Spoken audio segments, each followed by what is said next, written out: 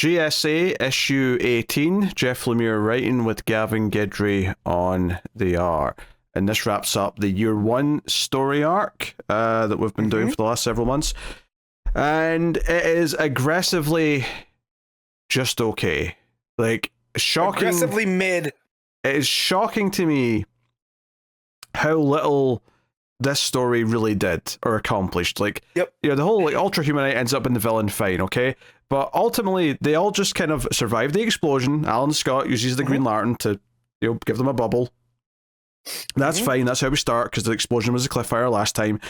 And then from there, they basically all just run off to like deal with the bombs that are everywhere, and some of them chase Ultra Humanite, and that's it. And at the end, they just kind of say, "Hey, we kind of work together as a team. We're some kind of crime fighting like team." Is like, what about the Justice Society? Yeah, that just sounds right. And it's all just building up to them taking the photo around the table. And I love how they have to like explain why Hawk Girl's not in it. Like, they have this little bit when she's like, "Oh, I'm not going to be the only woman in the photo. I'll wait until Hippolyta's back," because Hippolyta's went back to Themyscira. And I'm like, this is weird. What? Why wasn't she just in the photo in the first place? Did they just decide that Hawk Girl was going to be included and then like had to explain why she's not there to begin with? I don't know. It felt really strange to me. But the Spectre is there, and the Spectre had very kind of little to do with ultimately the rest of this. Yeah, honestly, it's like this entire arc, right, which is supposed to be a year one that tells the story of how they all come to work together. It's such a nothing burger. They're all investigating separate parts of something. They run into each other in sort of different little mini groups throughout the story, and then here at the end, they're all together and they all just kind of like go off to solve the thing. And it ends up being so quick and easy. And because they didn't spend that much time, like, these two characters don't want to work together. They don't like each other, but they finally learn to work together at the end to save the day. That could have been something, but there's nothing like that here. I didn't feel like it was anyway. It just, I don't know. It's so mediocre and unfulfilling. I don't understand. It's up there with Flash year one as a not good year one, right? Yeah, I mean, it's easier to read than that probably was, but like, in some ways it's more disappointing. Very strange. I do not get it. It's weird to me that Lemire can be such an exceptional writer sometimes, and even Absolute Flash is pretty solid. It's not his best work, but it's pretty damn solid. Yeah. And then this just feels like it's just going through the motions. This feels like the most phoned in. Like nothing's happening. That's the best way to do it, because as I'm like, oh, we're gonna end with them taking the picture on the table, and that's exactly what it is. And there's no surprise. There's no nothing. It's phoned in. Like, he's just going through the motions of like, oh, this is the JSA. Oh, look, see in the picture, Sandman is wearing that new mask, so we gotta say, someone gave him this other one because it doesn't look as scary. And yeah, not a very good year one. But then this is where I get upset, because then it hooks me into the stuff that's going on in modern times. They introduce, and the backup story. Oh yeah, that's the little epilogue. I just want to say before we move on to that though, that this like year one, it's not even about it being a year one. Like we've critiqued why it's not a good year one for the entire arc.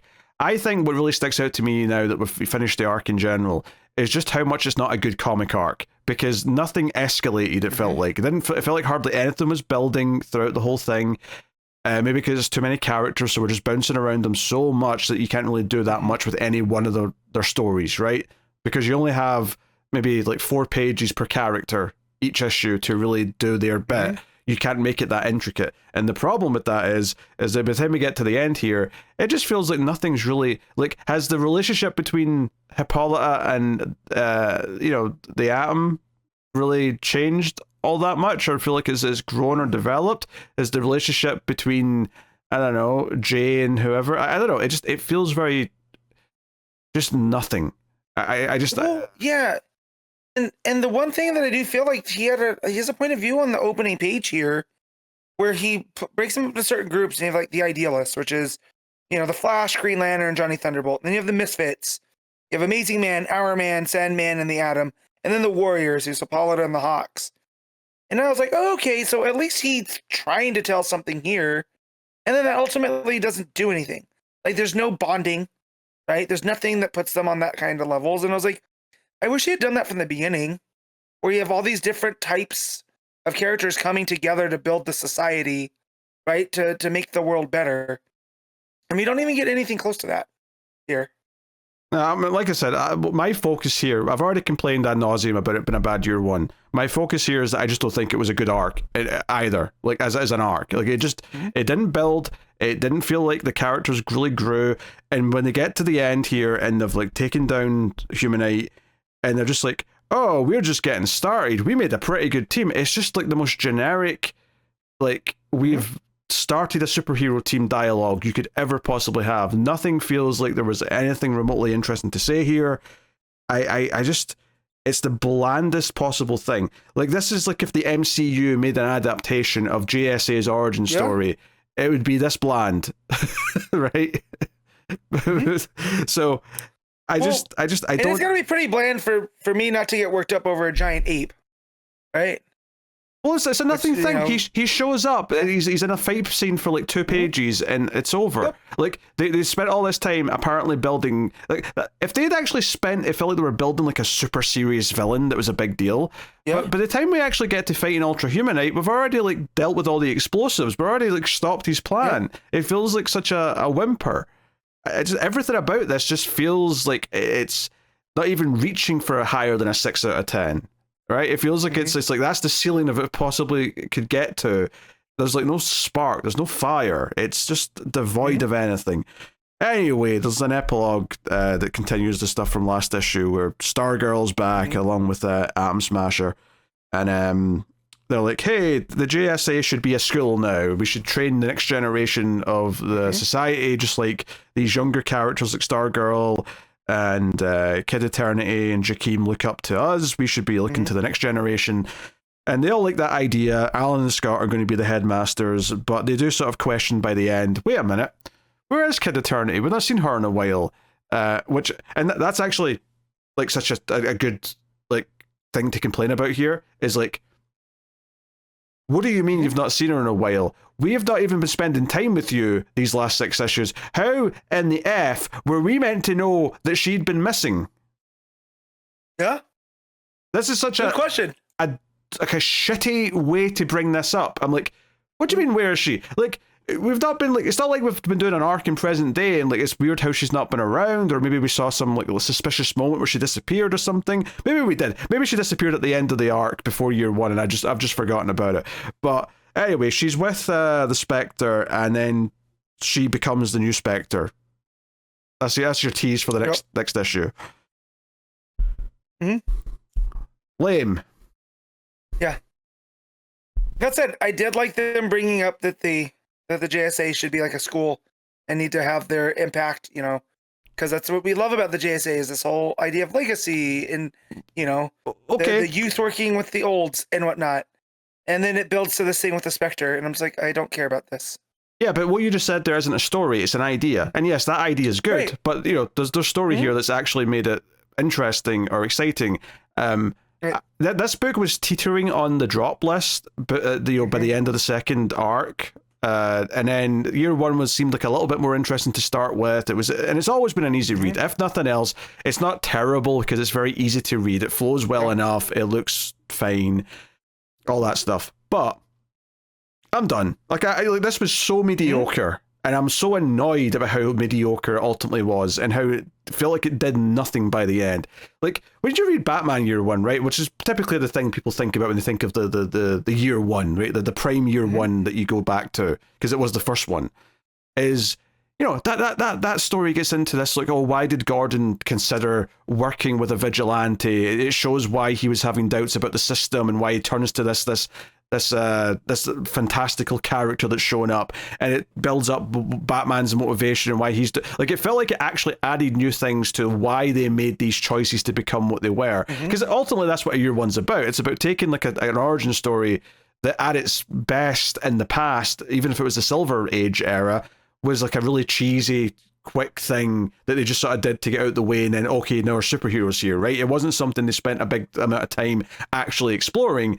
the year one came along with Batman and was like, no, we're actually going to explore why he chose to do this, why other characters choose to be allies, why these things matter, and to make it feel like it's a big deal that he became this hero in the first place. And I feel like this year one, and like any bad year one, just takes it for granted. Yeah, of course they're the JSA, because they just are, right? It was inevitable. Yep. No, it shouldn't be inevitable. A year one feels good because it's not inevitable, and it feels like they're, you know, like it's something that happens almost like in spite of everything else, trying to stop someone from rising up to be a hero. Anyway, I'm going into rant mode here, so yeah. I'm done. That's all right.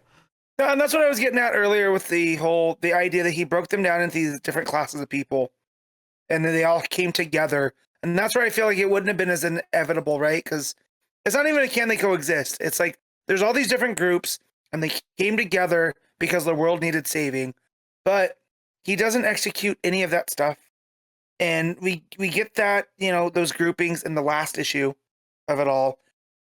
And yeah, it just seems like a waste. And the story is so like, thin and scattershot because we're following all these different pods of characters. Like, there's no, you know, there's like, even if you break down, like, again, go back to Batman Year One, just something as simple as, oh, Gordon doesn't trust the people that he's working with, and they're showing up to try and beat him up. And it's like, there's tension just in the basic setups that it's going through, the basic story it's telling. If you could, if I was to say to you, Matt, try and give a one sentence synopsis of what the actual story of this year one was. What would you say? What's the basic synopsis? I can't do it in a sentence because there's too much going on. They're all investigating something suspicious that's all connected. That's the best as I can do. Yeah.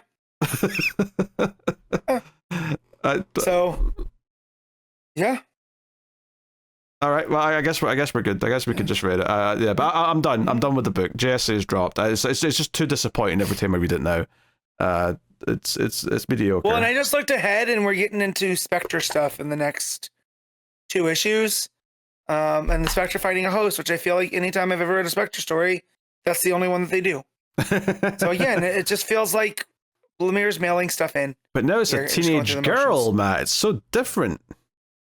Right, but the next issue cover, and this is again spoilers, people, if you do care about that type of stuff, is Kid Eternity and the Spectre, and then the issue after that, issue 20, is the JSA have to stop the Spectre because he needs to be bound to a new host. So it doesn't even seem like the whole Kid Eternity thing lasts more than an issue. Then we're getting Rampaging Spectre in the next one, which I'm like, every Spectre story I've ever read is Rampaging Spectre. So come on, I expect more out of Lemire at this point. Yeah. What are you giving JSA? I'm gonna give this a 5.5. Yeah, I'm just going 5, straight 5. I'm not going lower than that because it looks perfectly solid. It flows well. It's an easy read. There's nothing wrong with the craft. It's just that the actual story and the content is just really lame and mediocre and does nothing. Womp womp.